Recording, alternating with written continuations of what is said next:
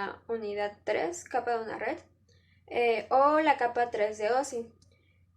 Provee servicios para conectar datos individuales a través de una red entre dispositivos finales identificados. Para realizar este transporte de extremo a extremo, la capa 3 utiliza 4 aspectos o procesos básicos como lo son direccionamiento, encapsulamiento, enrutamiento y desencapsulación. La encapsulación consiste en que la capa de red debe proporcionar la encapsulación. El dispositivo no debe ser identificado solo con una dirección. Cuando se crea un paquete, el encabezado debe contener, entre otra información, la dirección del host hacia donde va a ser enviado. A esta dirección se le conoce como direccionamiento destino. El encabezado de la capa 3 también contiene la dirección del host origen. A esta dirección se le denomina dirección origen. Después de que la capa completa el proceso de encapsulación, el paquete se envía a la capa de enlaces de datos, a fin de prepararse para el transporte a través de otros medios. El direccionamiento consiste en que la red debe proporcionar un mecanismo para direccionar dispositivos finales. Por ejemplo, si las secciones individuales de estos dispositivos deben dirigirse a un dispositivo único, entonces esta debe tener una dirección única. En este caso, cuando en la red se agrega una dirección a un dispositivo, a esta se le denomina host. Una vez que ya realizó todo este proceso, viene la parte de desencapsulación. El paquete que llega a su host de destino es procesado en la capa 3. El host examina la dirección del destino para verificar que el paquete fue direccionado a ese dispositivo. Es lo que acabo de explicar hace un momento. Tienen que buscar uno por uno cuál es la IP de su destino. No puede enviar la información a otra dirección que no sea esa. Si la dirección es correcta, el paquete es desencapsulado por la capa de red y la capa 4 contenida en el paquete pasa por el servicio adecuado para la capa de transporte. El enrutamiento consiste en que una vez que los datos enviados tienen una ruta de origen y uno de destino,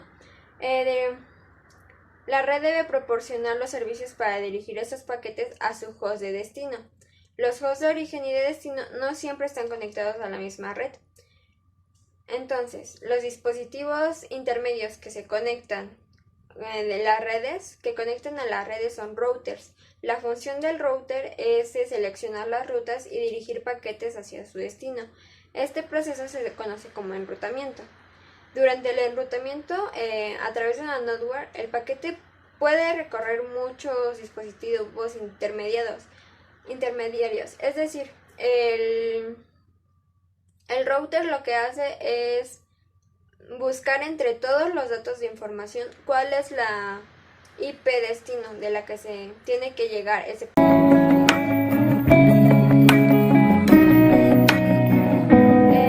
protocolos implementados para la capa de una red que llevan los datos del usuario son protocolo de Internet versión 4, protocolo de Internet versión 6, intercambio Node-RED de paquetes de Internet Network, Aperture, servicio de Internet sin conexión.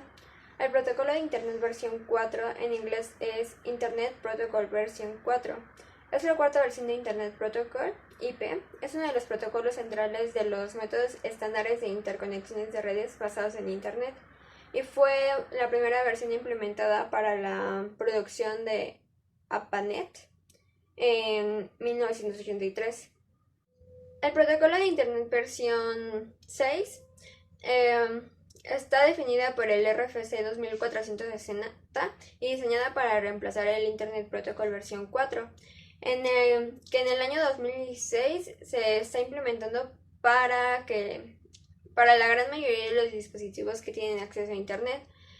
Está destinado a sustituir el Internet Protocol versión 4, cuyo límite en el número de direcciones de la red admisibles está empezando a restringir el crecimiento de Internet y su uso, especialmente en India, China y otros países asiáticos.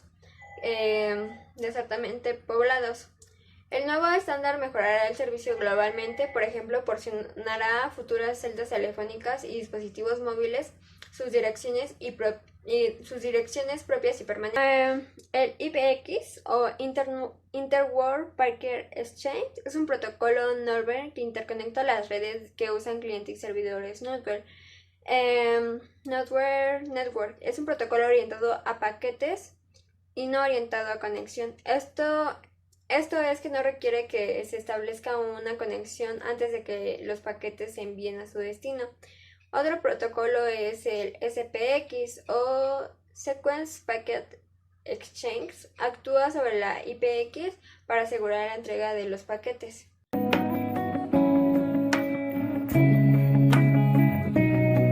El 3.1.3.1 nos habla del enrutamiento estático. El enrutamiento estático es una alternativa de los protocolos de enrutamiento, donde se especifican las redes de destino y por dónde se va a enviar la información y la distancia administrativa. En el caso de los enrutadores de la marca Cisco System, la distancia administrativa por defecto varía en la función en si se especifica la interfaz por donde se va a enviar los datos o si se especifica la dirección de IP vecino al que se le van a enviar los datos.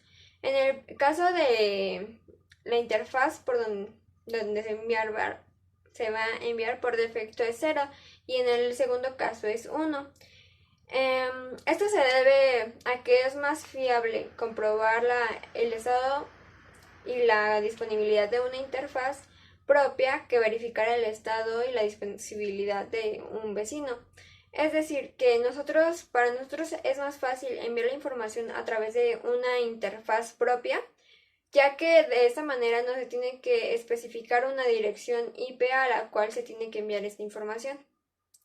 Además que si nosotros enviamos información al vecino, no tenemos la confianza ni de saber la disponibilidad que tiene para recibir dicha información en el momento en que nosotros lo estamos enviando.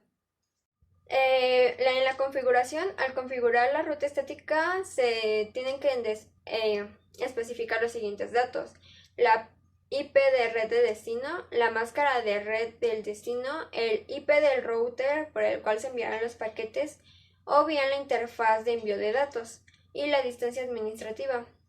Otro enrutamiento que les voy a explicar es el enrutamiento dinámico.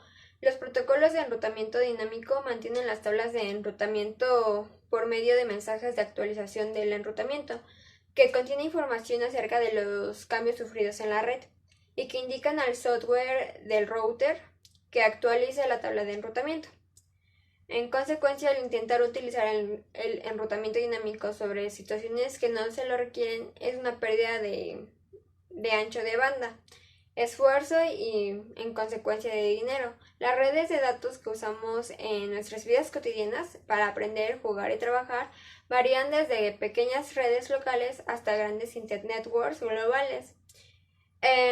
Un ejemplo es que en nuestra casa es posible que tengamos un router y 2 o más computadoras. En el trabajo y una organización probablemente tengan varios routers, switch y que atienden a las necesidades de una comunicación de datos o de cientos de miles de PC. Un ejemplo de esto puede ser la escuela misma, que a través de los routers conectan cientos de computadoras que nos sirven a nosotros para poder acceder a información. Pero para esto necesitamos que tener configuración acerca de los routers y esto es un enrutamiento dinámico.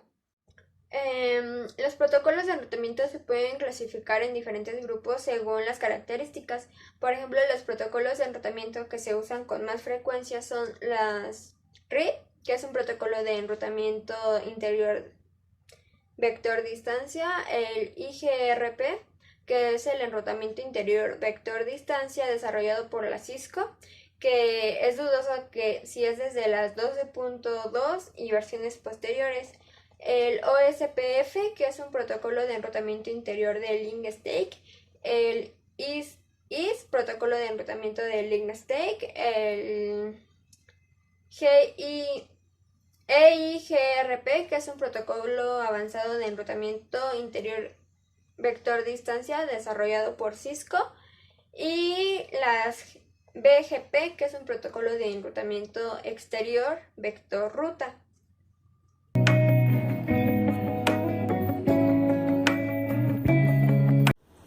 Bueno, yo les voy a hablar del tema 3.4.1, que es direccionamiento IP.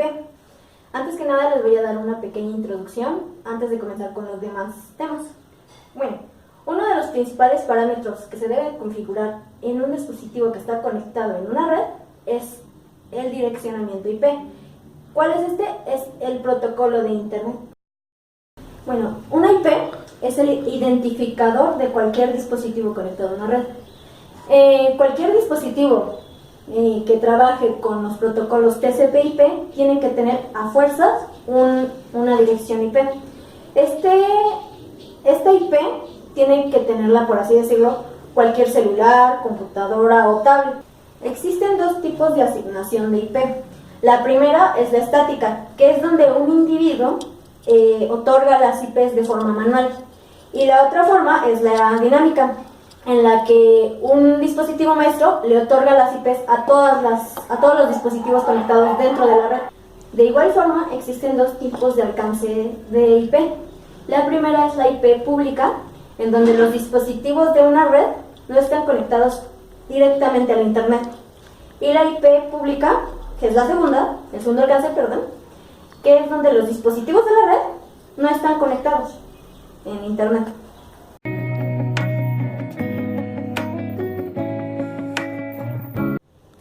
.1.4.2 Manejo de subredes. Bueno, una IP consta de dos partes, que viene siendo una porción de red y una porción de host. Para determinar la porción de red es necesario analizar el stream de 32 bits, que en este caso vienen siendo los 4 octetos de la IP. Dentro del stream, una porción de bits pertenece al host y otra a la red. Esto dependiendo de la clase de IP con la que se esté trabajando. Existen diferentes tipos de clases, que vienen siendo la clase A, la clase B y la clase C. Todas esas clases tienen un cierto rango para considerar que una IP pertenece a esa clase. Los bits de red deben ser idénticos para todos los dispositivos dentro de una misma red, mientras que los bits de host deben ser únicos para poder identificar un host en específico dentro de esa red. Al momento de asignar una IP, se asigna una máscara de subred junto con esta, la cual contiene de igual manera 32 bits y sirve para identificar qué parte de la IP corresponde a la red y qué parte al host. Una máscara de subred se compara con la dirección IP de izquierda a derecha bit por bit. Los unos representan la porción de red, mientras que los ceros a la porción de host.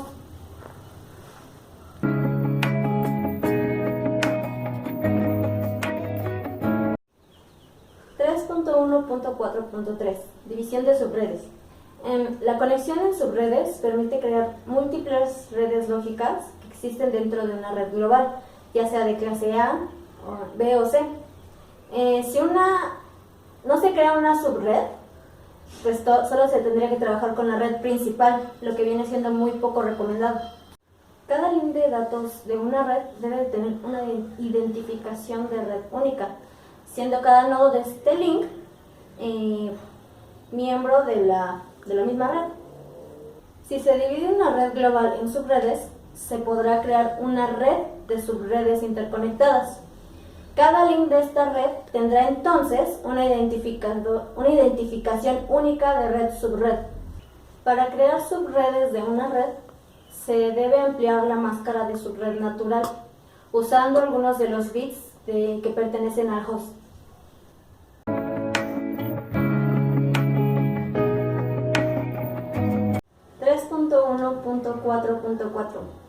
VLSM y CIDR. Primero que nada empezaremos con lo que es VLSM, que son las siglas de Variable Length Subnet Mask, o en español, máscara de subred de tamaño variable. Esta es una solución que se implementó en 1987 para evitar el agotamiento de direcciones IP.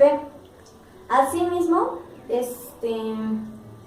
una de sus funciones es descentralizar las redes y de esta forma conseguir redes más seguras y jerárquicas.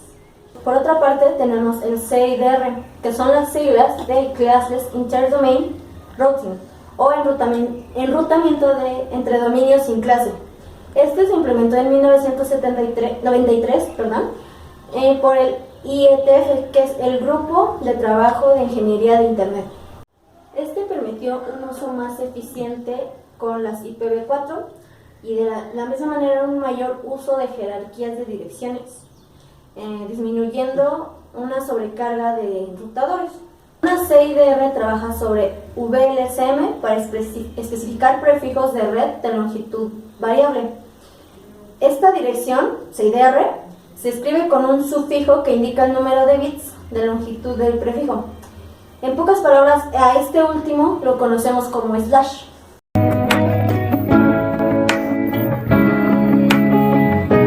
Manejo del Gateway 3.1.5.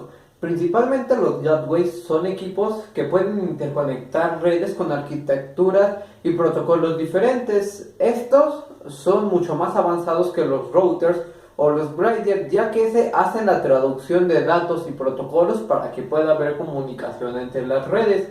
Principalmente operan en los niveles más altos del modelo de referencia OSI, sin embargo operan dentro de las 7 capas del modelo OSI.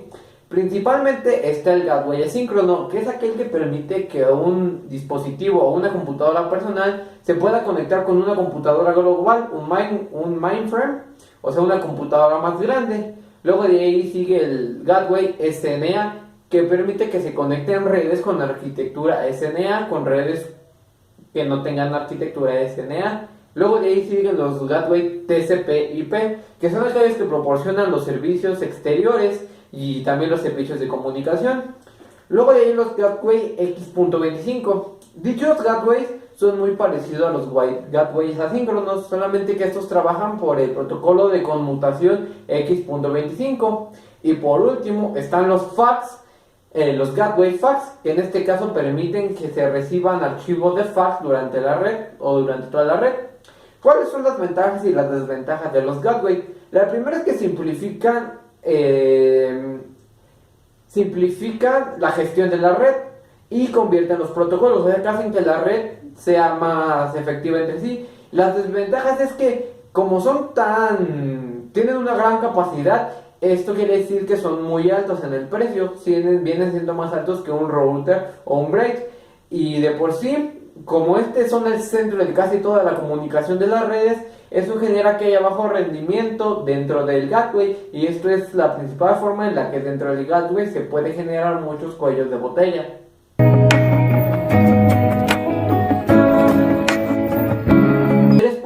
Capa de enlace de datos. Esta es la segunda capa del modelo de referencia OSI, y esta actúa como un intermedio entre la capa física y la capa de red. Principalmente esta codifica las tramas que llegan de la capa de red para poder pasarlas a la capa física. Proporciona la facilidad para la transmisión de bloques. Organiza unos y ceros en formatos lógicos para primeramente detectar errores en el nivel físico. Luego de ahí establece el método de acceso para la emisión y recepción de paquetes.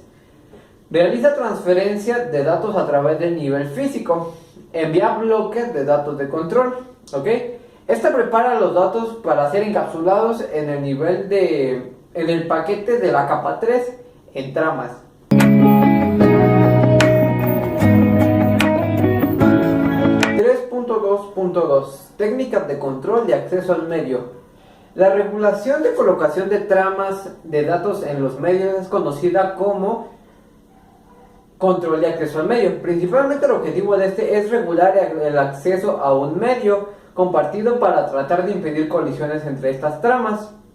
Utilizar el canal de forma eficiente para aprovechar al máximo su capacidad. ¿Ok? Tenemos dos tipos básicos de control de acceso al medio. Principalmente tenemos el controlado. El controlado quiere decir que cada nodo tiene un tiempo para emitir y utilizar el medio.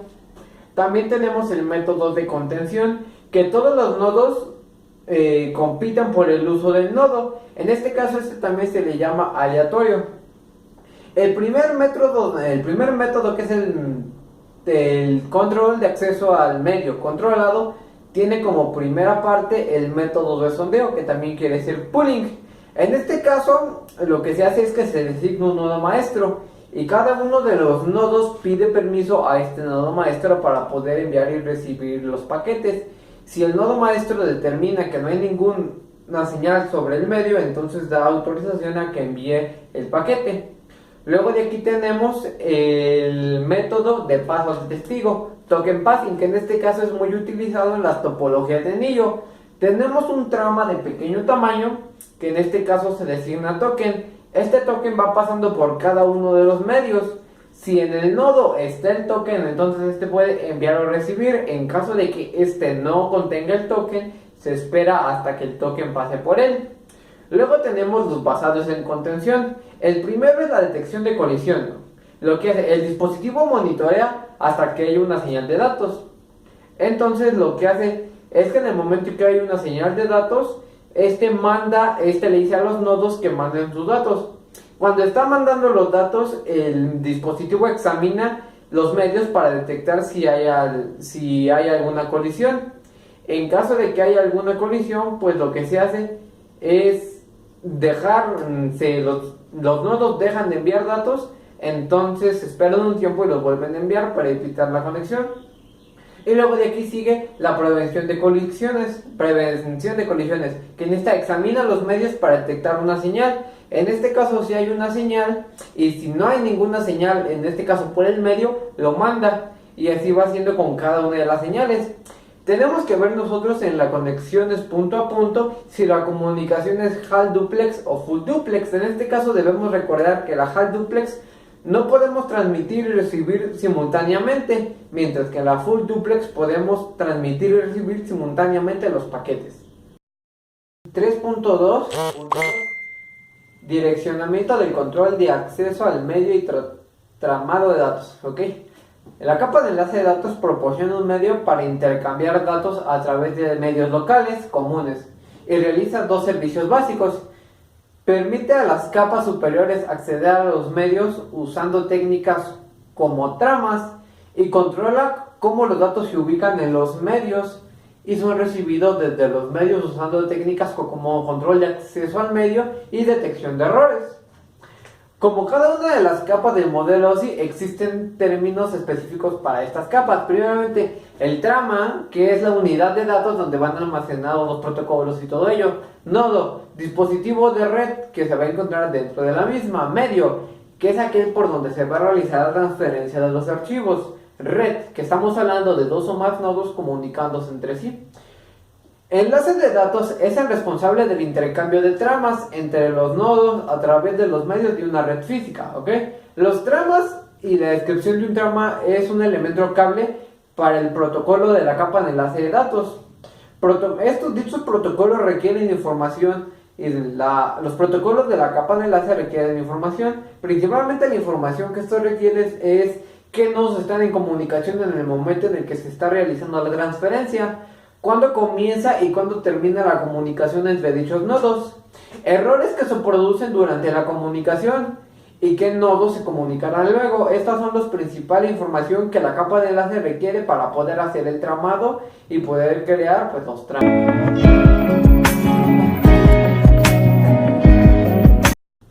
3.2.3 Estándares. A diferencia de las capas superiores del conjunto de aplicaciones TCP/IP, los protocolos de la capa de enlace generalmente no están definidos por la solicitud de comentarios, el RFC. A pesar de que el Grupo de Trabajo de Ingeniería de Internet, la IETF, mantiene los protocolos y servicios funcionales. Protocolos y servicios funcionales de la capa de enlace de datos son descritos por organizaciones de ingeniería, así como la IEEE, la ANSI o la ITU, y compañías de comunicaciones. Pueden establecer y utilizar protocolos propios. En las principales asociaciones que están dentro de los protocolos de estas son la ISO, la IEEE, la ANSI y la ITU. Y en este momento se les van a mencionar los estándares que cumplen y rigen sobre la capa de enlace. Principalmente están los de la ISO, que es la Organización Internacional para la Estandarización. Y esta tiene el protocolo HDLC, que es el control de enlace de datos de alto nivel. Luego de ahí siguen los estándares de la IEEE, que es el Instituto de Ingenieros Eléctricos y Electrónicos, que en este caso el primer protocolo que tienen es el 802.2, que es el LLC. Luego de ahí sigue el protocolo 802.3, que es para redes de Ethernet. Luego de ahí sigue el 802.5, que es para redes Token Ring. Y por último está el 8.2.11, que es para redes inalámbricas. Seguimos con la ITU, que es la Unión Internacional de Telecomunicaciones. Este tiene el protocolo Q.922, que son los estándares de Frame Relay. Luego de ahí está el Q.921, que son los estándares de enlace de datos y SDN. Y por último se vuelve a repetir el mismo estándar HDCL. Luego tenemos, y por último, a la ANSI, que es el Instituto Nacional Estadounidense de Estándares. Y aquí tenemos la estandarización 3T9.5, y el protocolo ADCCP, que es el protocolo de control de comunicación avanzada de datos. Estos son los estándares que rigen dentro de la capa de enlace de datos y que hacen que esta funcione. Comparación entre topología lógica y topología física.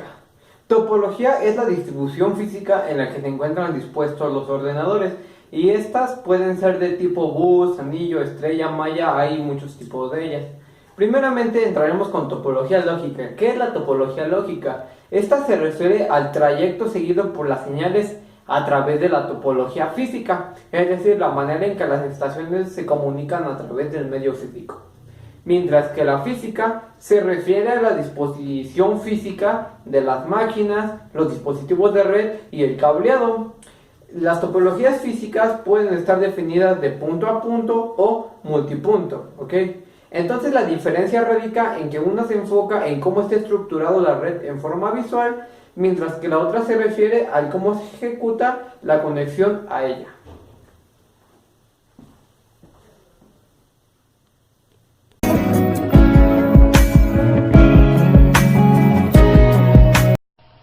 Tema 3.3. Capa física. La función principal de la capa física de OSI es la de codificar en señales los dígitos binarios que representan las tramas de la capa de enlace de datos, además de transmitir y recibir señales a través de los medios físicos, los cuales son por medio inalámbrico, fibra óptica o alambres de cobre. Estos son los encargados de conectar los dispositivos a la red. Subtema 3.3.2. Señales de comunicación. El principal objetivo de la capa física de OSI es proporcionar los medios de transporte para los bits que conforman la capa de enlace de datos a través de los medios de red. Esto requiere ciertos elementos para lograr dicho objetivo, el cual son medios físicos o conectores asociados, codificación de los datos y de la información de control. Además, una de las funciones principales de la capa física es crear la señal óptica, eléctrica o de microondas, esta para presentar los bits en cada trama. Luego estas señales se envían por los medios una a la vez.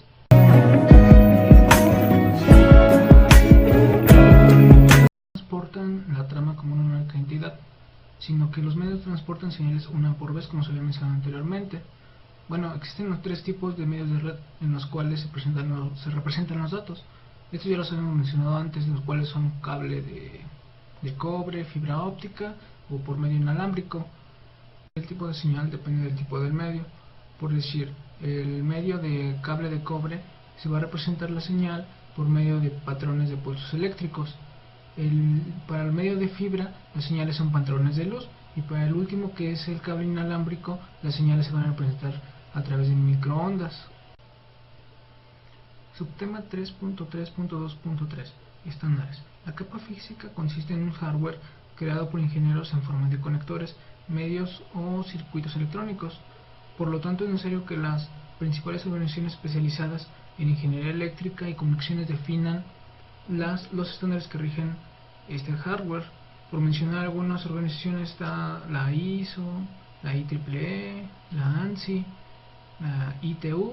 Todas estas se encargan de realizar estos diseños para que existan estas normas y que lo puedan regir en general y se apliquen a todos.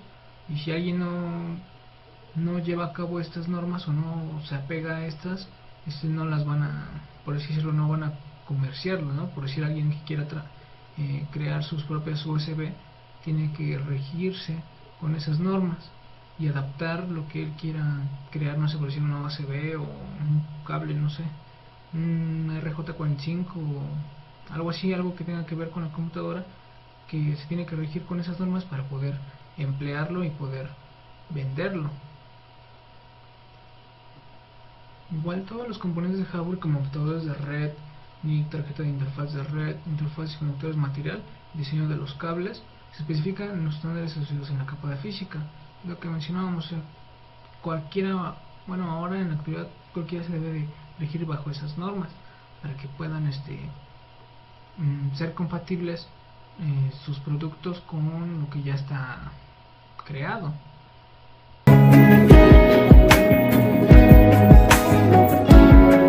Les voy a hablar sobre la señalización y la codificación. Este es el tema 3.3.2.4.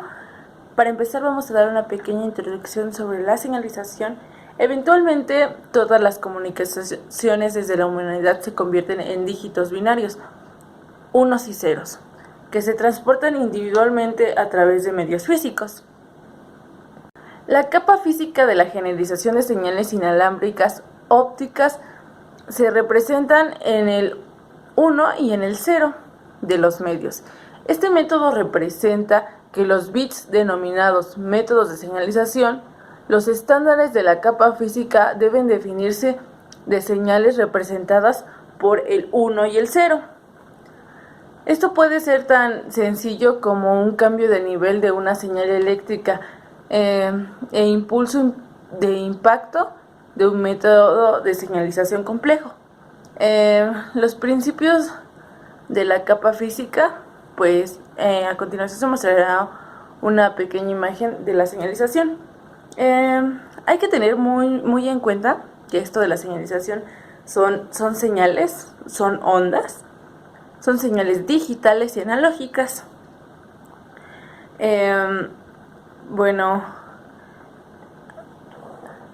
Bueno, voy a explicar los tres métodos de señalización.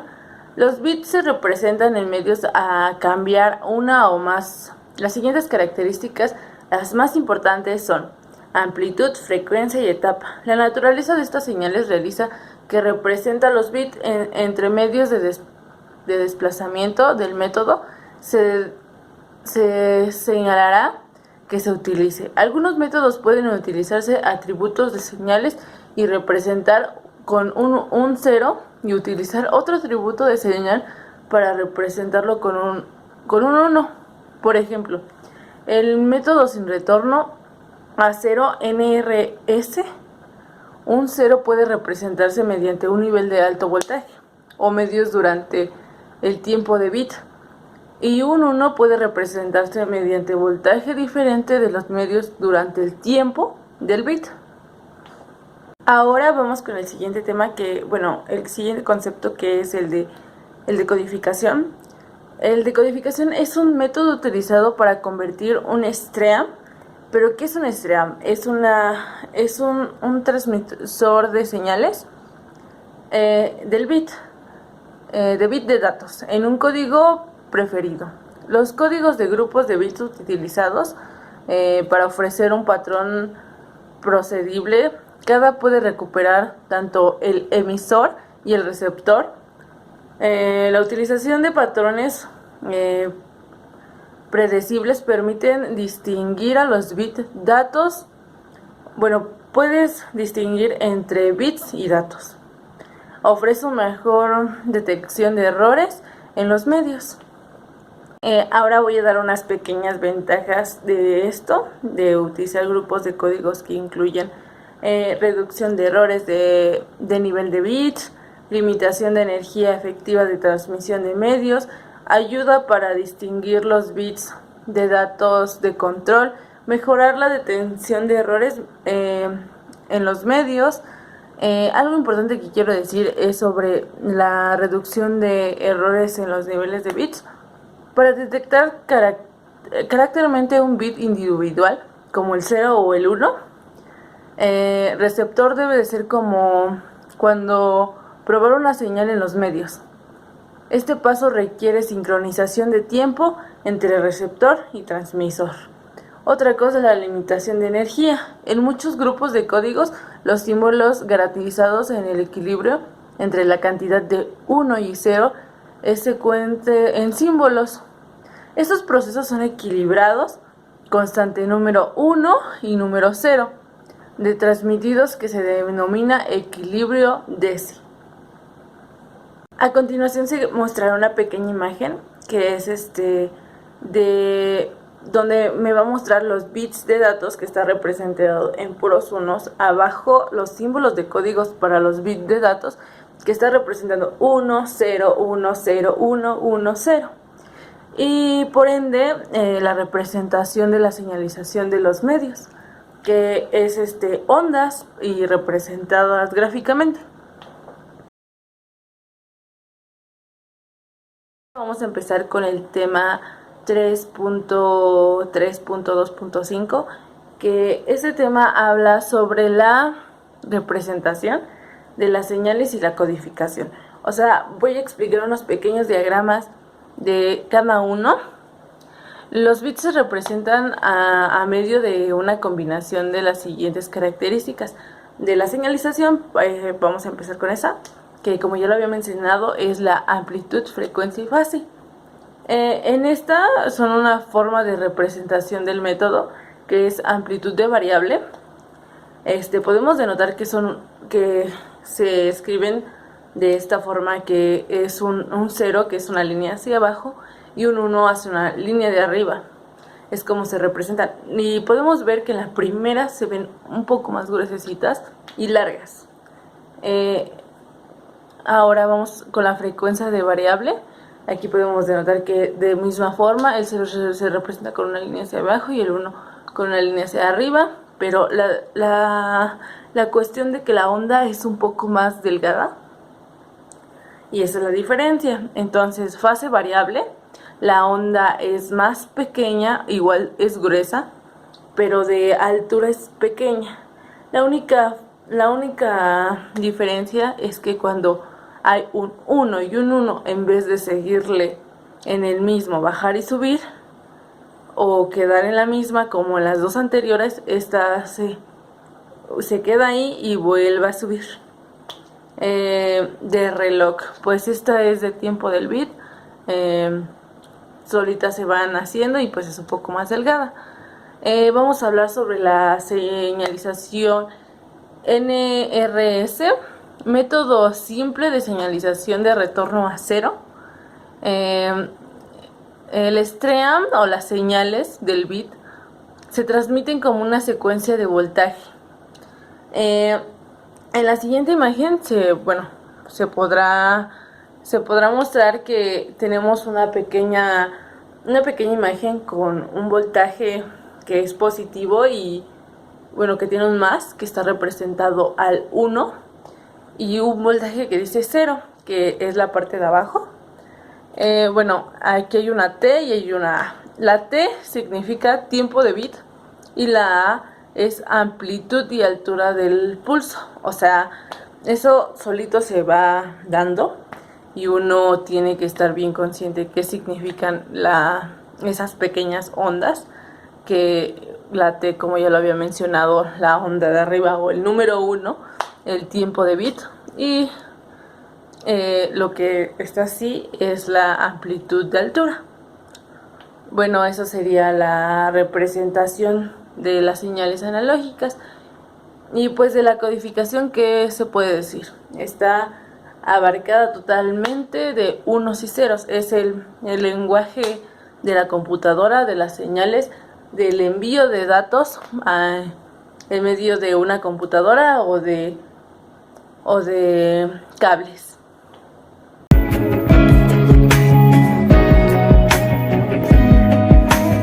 Sobre los métodos de transmisión, es una pequeña introducción de los siguientes dos temas que siguen. Para empezar, quiero darles esta pequeña introducción sobre qué es un medio de transmisión. La capa física de un soporte mediante transmisión por el cual se transmiten los datos. Estos medios de transmisión se clasifican en guiados y no guiados. Los primeros son aquellos utilizados en un método con un medio sólido, el cual lo determinamos como un cable para la transmisión de medios. No guiados utilizando aire para transportar los datos son los medios inalámbricos. Bueno, ahora sí que sería el Wi-Fi, ¿no? Un ejemplo, claro. Los métodos guiados se estudian más abajo. Por ejemplo, es el cable coaxial, par trenzado y fibra óptica. Es un ejemplo de los medios guiados o alámbricos, por así decirlos. Entre otros medios no guiados se encuentran, ahora sí van los no guiados, son las ondas de radio, microondas, Wi-Fi, infrarrojos, ondas de luz. Para seguir con la definición de los medios de transmisión, también puedo decir que los medios de transmisión son vías en las cuales se comunican los datos dependiendo de la forma de conducir la señal a través de medios de soporte físico. Hablando de soporte físico, es importante que tengamos en claro que los medios de transmisión guiados también son llamados alámbricos, o sea, todo lo que maneja los cables. Mediante la transmisión no guiados son los inalámbricos, los que utilizan como el Bluetooth y etcétera. O sea, es algo lógico. En ambos casos las tecnologías actuales se transmiten usar ondas eléctricas. En el caso de los medios guiados, estas ondas se conducen a través de cables. Teoría que vamos a hablar ahora sobre el 3.3.2.7. Este es la conexión de comunicación. La capa física se ocupa en la señalización de los medios de la red. Esta capa produce la representación o agrupación de un bit en voltaje, radiofrecuencia, impulsos de luz. Mucha organización establecen los estándares que han contribuido a la definición y la propiedad mecánica, física, etcétera, de los datos. Esta especificaciones garantiza que los cables de conectores funcionen adecuadamente, provistos mediante diferentes impactos de la capa del enlace de datos. Por ejemplo, voy a decir unos estándares que se utilizan en la medio de la definición siguiente de la conexión de la comunicación. Son unos estándares muy importantes, los cuales cabe mencionar: el tipo de cableado de cobre utilizado, el ancho de banda de comunicación, el tipo de conectores utilizados, diagrama y pines y código de colores de conexión de los medios. Esto es importante cuando hablamos de conexión de comunicación, ya que durante todo el establecimiento de una conexión o de lo que estamos totalmente entrados en este tema, en todo momento vamos a estar viendo normas, diferentes temas sobre la conexión, y aquí nos vamos a topar con cableado, con RJ45, con una infinidad de cosas que hablan sobre la conexión. Y es importante aprendernos este tipo de normas, ya que una de ellas, la 568B, esta norma es muy importante en las redes LAN, ya que las podemos integrar cuando nosotros hacemos alguna conexión de computadoras y etcétera. Pero bueno, ya es el último tema, que son los tipos de medios. Voy a abarcar nada más 3 importantes para mí, que siento que todas las personas deberíamos saber. Bueno, vamos a empezar con una pequeña descripción de lo que esto trata: la transmisión de soporte físico, mediante el cual el emisor y el receptor establece la comunicación. Los medios de transmisión clasifican a guiados y no guiados, como ya lo habíamos mencionado. En ambos casos la transmisión se realiza mediante ondas electrónicas. En el caso de los medios guiados, en ondas que se conducen a través de los cables. Lo primerito que vimos desde señales y codificación, que habla sobre las señales o ondas y cómo se representan o cómo lo lee entre ceros y unos. La velocidad de la transmisión es muy importante, el alcance y la calidad. Hay 3 puntos importantes que debemos abarcar en estos tipos de medios, que es la velocidad de transmisión, el alcance de señal y la calidad de señal. Estos 3 son muy importantes en los tipos de medios, que son características principales que necesitan estos tipos de medios. Uno de ellos, para empezar, es el par trenzado, el cual se denomina par trenzado. Consiste en 2 alambres de cobre aislados para trazar una forma helicoidal, o sea que están cruzados los cables, igual que la molécula de ADN. Así, o sea, ¿han visto el ADN? Justamente así ese cable está situado. De esta forma, el par trenzado construye un circuito que pueden transmitir los datos. Esto se hace porque los alambres paralelos construyen una antena simple, como vimos anteriormente en la interfaz o en la introducción electromagnética. Cuando se trazan alambres, las ondas diferentes visual envueltas se cancelan, por lo que las radiaciones del cable afectan o forman trenzados. O sea, ¿cómo le explicaré? Mientras el cable esté así, más efectividad es de que los datos circulen. Así que la forma trenzada permite reducir la interferencia de electrónica, tanto anterior como los pares cercanos. O sea, es muy importante este par trenzado. Se va a mostrar una imagen de cómo se visualiza la partición del par trenzado. Y bueno, el cable trenzado está formado por un grupo de pares trenzados, normalmente es 4, cubierto de un material aislante. O sea, eso todos los cables los van a traer porque los ayuda a protegerse de algún inconveniente cuando ya estén hechos en una red. O sea, los va a proteger. Cada uno de estos pares se identifica mediante un color, siendo colores asignados de la agrupación de pares siguiendo esta forma. El par 1 es blanco, azul, azul. Después sigue blanco, el número 2 es blanco, naranja, naranja. Después sigue blanco, verde, verde. Blanco, marrón, marrón. O sea, son los colores que trae el par trenzado. Y bueno, se denominará.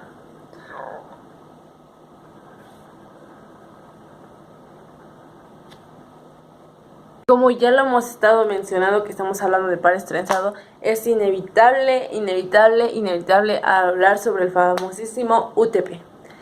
Este UTP es uno de los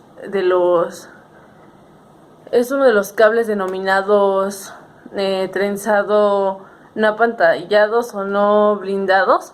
Son los más simples, no tienen ningún tipo de pantalla contadora, es más sensible y eficaz, ya que este cuenta con muchos beneficios. Este cuenta con 8 cablecitos, ya mencionados los colores.